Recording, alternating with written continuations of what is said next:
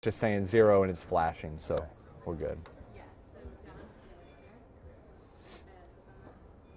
Are our mics on? Yep. I don't think my mic's on. Yeah, it's live.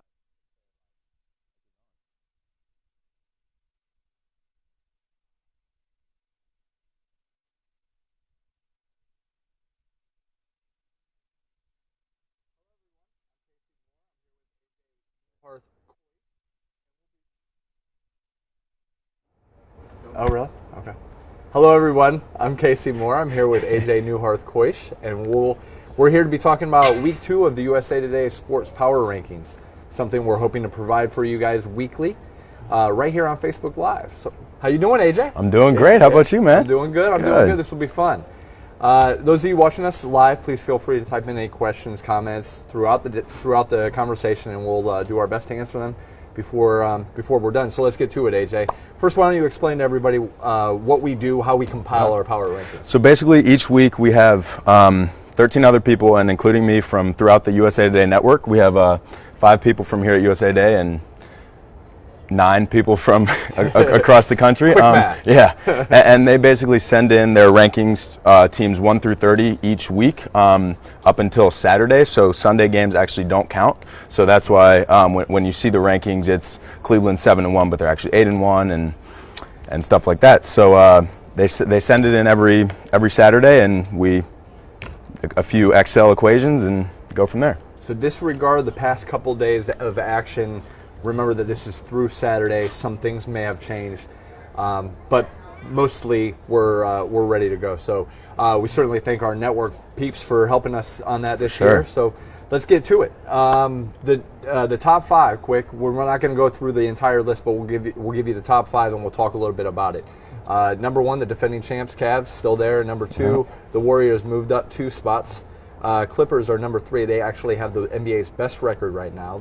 Number 4, the Hawks. They're up 3 spots after a week that included beating the Cavs, giving the Cavs their first loss, and it was at the Q. And number 5, the Thunder.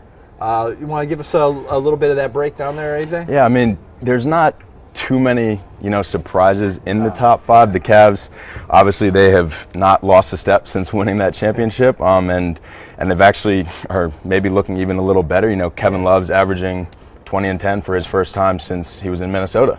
He's playing really well, and then you have LeBron, who's actually, spoiler alert, leading our MVP rate, leading our MVP race, and he's kind of, he's almost coasting. Yeah, it seems, but he's averaging, I think, 23, 9 and 9 or something. It's unbelievable what he's doing, and Kyrie's taking that next step to being a superstar. So they're definitely a force to be reckoned with. The Warriors they're up 2 spots from the first week. They're kind of finally getting the hang of it. They're obviously still have a long way to go. They're leading the NBA in points scored, but they're actually 22nd in defense, which for a team that has been near the top in defense the past 2 years, that's not very good. They definitely are missing Andrew Bogut.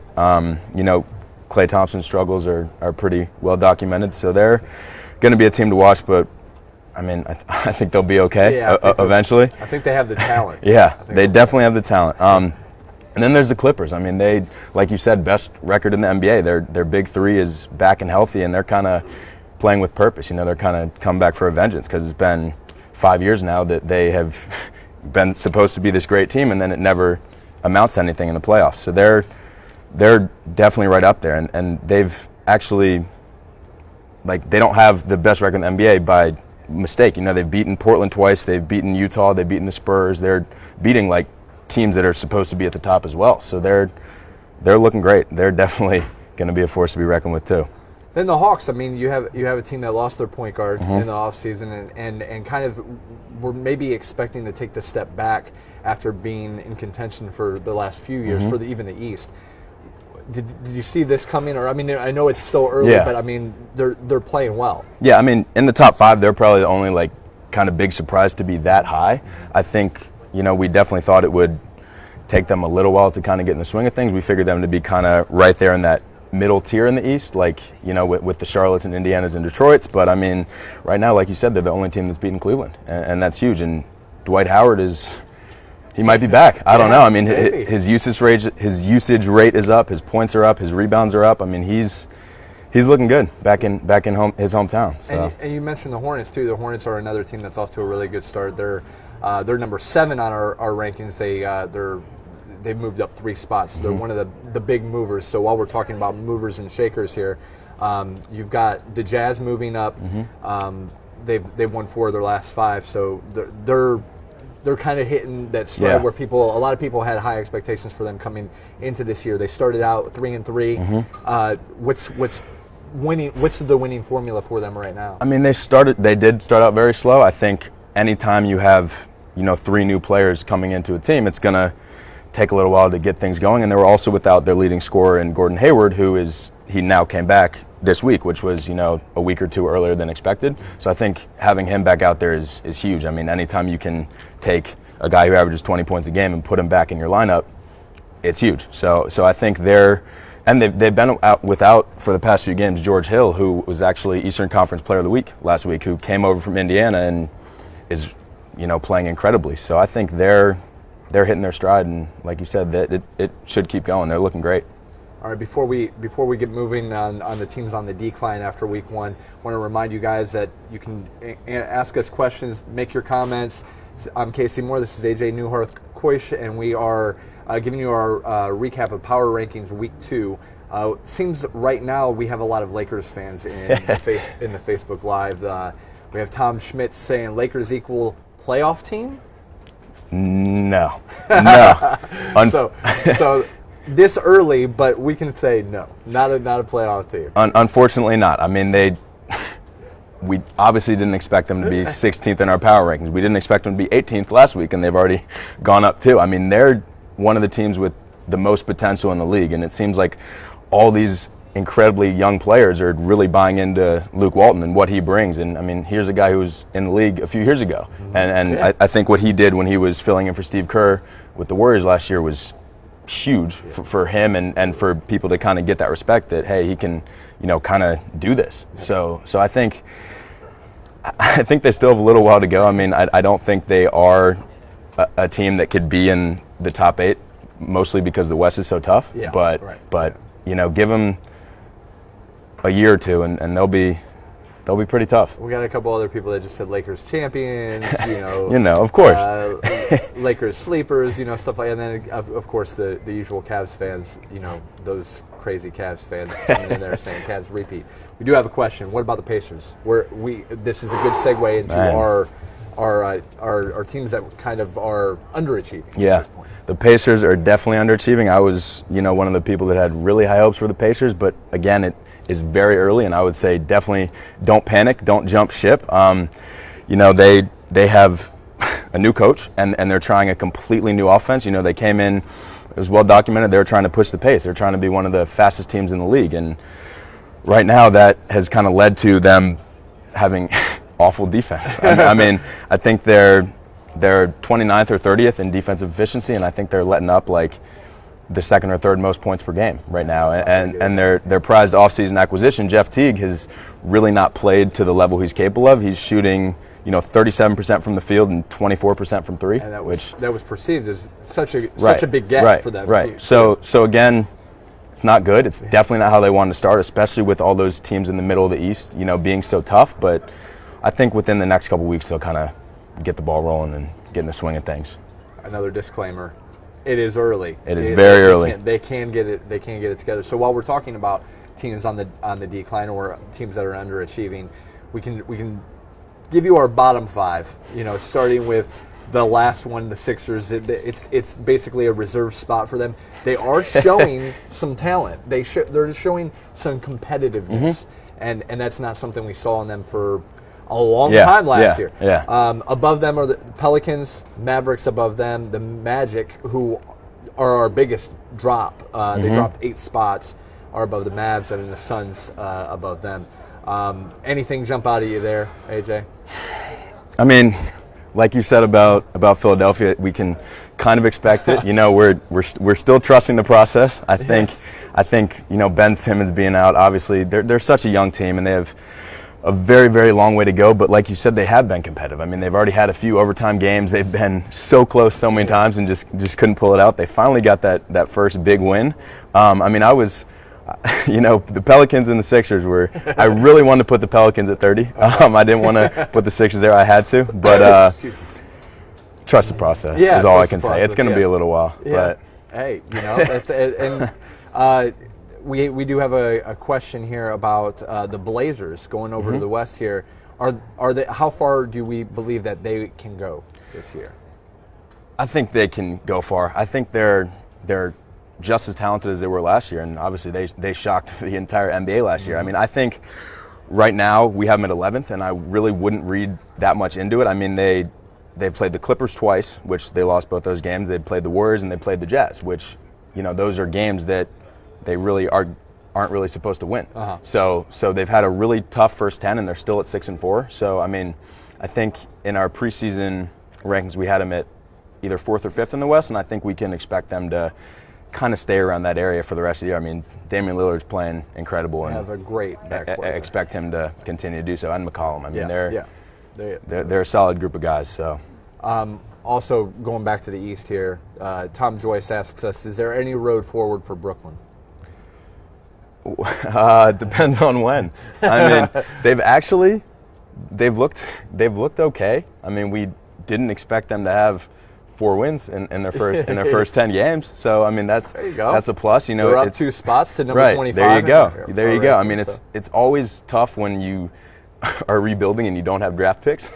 Which they are still kind of feeling the ill effects of that. I think definitely not this year, but bringing in Jeremy Lin was huge, and they have some solid young pieces. I like Rondé Hollis-Jefferson a lot, so I think give them some time. They're one of those teams, again, obviously you can't have high expectations right now, and the immediate future isn't that bright either, but given time, anything can happen, obviously.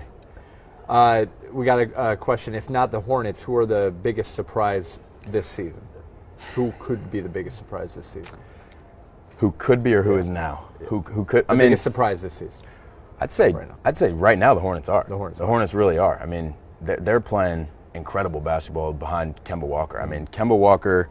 Let me pull up his stats here. He is averaging around 25 points a game, and he's shooting 47% from 3, which are obviously career highs for him. I mean, he's been incredible, and they're a team that they lost Jeremy Lin, they lost Al Jefferson, they lost Courtney Lee in the summer, and it was like a lot of people expected them to kind of maybe fall off and be around that 8th or 9th seed, kind of flirt with 500, and maybe not even make the playoffs. But right now, Kemba Walker's playing like an all-star. So if he keeps that up and their supporting cast with Batum and Marvin Williams and those guys keep playing good basketball, they'll continue to be the biggest surprise.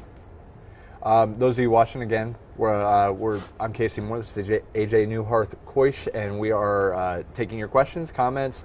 Our Week 2 Power Rankings are out on usatoday.com. Please make sure you take a look at them. In addition to that, we also have been we're doing voting for the MVP and Rookie of the Year. Usual suspects in the MVP, AJ? For the most part, one surprising guy in there is DeMar DeRozan. I mean, at the beginning of the year, if I would have said DeMar DeRozan is going to be in the MVP race, people would have thought I was crazy. I mean, he got that huge contract over the summer, but he's kind of a guy you've known what you're going to get from him, but especially because, he's not a perimeter player. He can't shoot threes. So typically a guy who can't score from the perimeter is not going to average 30 points a game, but he's averaging 34 points a game. And he's the first player, I saw the stat, I think yesterday, he's the first player since Michael Jordan in like 86 or 87 to score 30 points in 8 of his first 9 games, which is unreal. I mean, he is completely leading that team right now. So he's 5th in our rankings just because there are so many players that have just been unreal. But he's definitely kind of the shock in there. And then and we also do Rookie of the Year, which is pretty much a one-horse race right now. It is. Yeah. It is with Joel Embiid. Trust the process. There you go. He's come out here after missing the past 2 years with 2 foot surgeries, and he's looked great. He's given the fans what they've wanted, and they've needed, first of all, a player. I mean, smiling guy, great personality. They've needed kind of a guy to have faith in, and he's definitely that guy. And on top of that, he's showed how talented he can be. I mean, people are already comparing him to Hakeem Olajuwon, which they've been doing for the past 2 years. Right. But he's actually, I'm not saying he looks like Hakeem Olajuwon, but I mean, in that mold. Yes. A little bit. I mean, he's very talented. So it'll be interesting to see how that rookie race plays out. There's also, Chris Dunn has looked pretty good. Jaylen Brown has looked good. Dario Saric has looked good also on the Sixers. But right now it's Embiid way ahead of everybody else. There you go. All right. Well, we've got a few more minutes here. So if you guys want to ask any questions, comments, we even have comments about baseball. There you go. On here. But if you have any good NBA questions for us, we will read them aloud and we will try to answer them. Tom Schmitz says MVP race open to the end. He's making that call. Yeah. Melissa Mills Henkin asks, what about the Celtics? That's another team that falls into that Pacers bucket with us. Yeah, it does, because there is definitely no need to panic. Obviously, we have them at 14th. They're down 5. They're 5-4. That is not good, but they have been without Al Horford and Jay Crowder, which are 2 of their top 3 players. And they've both been hurt. They've missed, I think Horford's missed the past 6 and Crowder's missed the past 5, and they'll both be back hopefully soon, hopefully this week, and then you can really expect them to get in the swing of things too. I mean, I still have a lot of faith in Boston. I don't see this lasting, but I think the Boston faithful, they were expecting them to be second in the East, compete with Cleveland all year, and obviously they haven't done that yet. So I would say be very patient and just wait for everybody to get healthy and kind of get it going. And lastly, let's talk a little bit about the Spurs. The Spurs were number 2 in last week's rankings, so we haven't said anything about them. They actually dropped to number 6. They lost to the Rockets and Clippers this week. You expect them to pretty much be that type of team that can challenge the Warriors, that can challenge the Clippers all year, right? They're Spurs. They've been the same way for the past 20 years. They can beat any team. They're as good as any team. So I think the fact that they dropped a few spots, it's nothing to read into. Just a bad week. Like you said, they played the Clippers, they played the Rockets, who have played really, really well. They've lost to the Jazz, who, like we said, are surging right now. So, behind Kawhi Leonard, who is, I want to say he's 3rd. He might be 3rd or 4th in our MVP rankings. He is 4th right now. I mean, he's playing incredible basketball too. He's taken that next step to being a superstar. I mean, he is a superstar. He was my preseason pick for MVP. And I'm still sticking with it. I think he's arguably the best two-way player in the league, and he's continuing to be just that. So, faith in the Spurs, full faith in the Spurs. And speaking of other MVP candidates, James Harden, what is going on with this? I mean, he's just lighting it up. Yeah. Is it the Dan Antonio effect? It is a little bit. Yeah. It's also, Patrick Beverley's been out, so Harden's kind of taken over those point guard duties, but he's averaging 13 assists a game. Yep. And how many points? 30 points and 8 boards. Yeah. I mean, we know that we always have known that he's able to put up insane statistics, but these statistics are like a little more than insane. They're happening every night. Right, you're looking up and you're starting to get to the point where you're wondering, even if you're not a Rockets fan or you're just a fan of the game, you're wondering what James Harden's line is. Yeah, I mean, even if I don't watch the game and I wake up and look at the box score the next morning, or just happen to stumble across and I see James Harden 35 and 18, it's already 10 games in. I'm not surprised about it. Right. Exactly. So I say you can probably expect not 35 and 18, but for him to stay around 30 points and 11, 12, 13 assists all year, which is just insane. So. All right, AJ. Well, hey, everybody. Thank you for joining us today. Definitely. We're hoping to bring this to you, as I said at the beginning of this, every Monday for our reveal of the power rankings. We'll talk a little basketball. We'll talk about where we think people should be and where they're going. And, to keep you updated for all NBA coverage, please visit nba.usatoday.com. We have an amazing team. You guys know that. You're visiting our website right now. You can follow our Twitter account at USA Today NBA. You can follow AJ at tweet AJNK. You can follow me at KC_more. And we thank you very much. Have a good one. Thank you, guys.